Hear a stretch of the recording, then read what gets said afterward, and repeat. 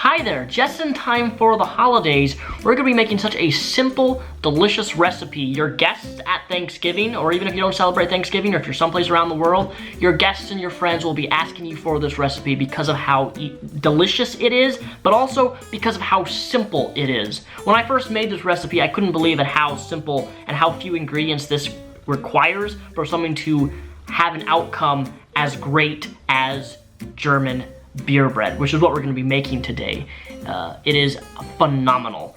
For first things first, before we begin with showing you how to make this easy, delicious recipe, I want to make it very clear that you can use any type of beer for this recipe. You can use a stout, you can use a lambic, you can use a Belgian beer, you can use any beer, essentially, but you have to understand that when you use that different type of beer, whatever beer that is, it will give this bread a different type of flavor, which is kind of unique. Because you can experiment with this recipe with hundreds of different types of beer, and it's always gonna have a different taste, which is really cool. I myself am German, Finnish, and Irish, so I can definitely appreciate a good German recipe, especially one that involves beer.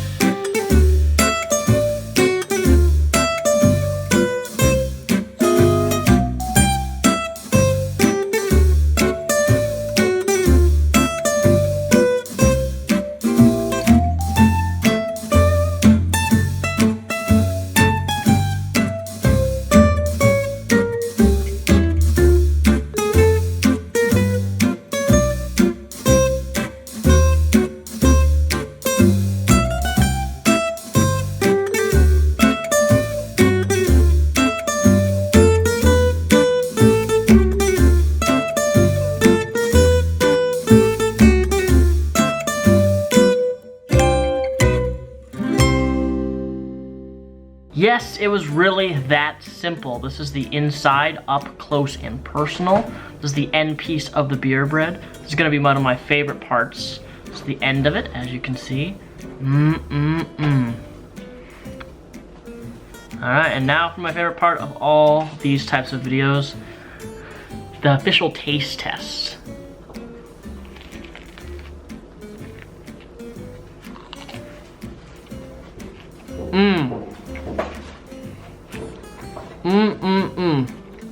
Hey, what makes this taste so good? Obviously the beer, but the butter. Because as you saw in the part of the video, that using that butter over the top, what that does is it seeps down into the dough and seeps down on the side, which creates this nice buttery texture all on the outside of the bread, which gives it a impeccable flavor. And gives it kind of a crunch.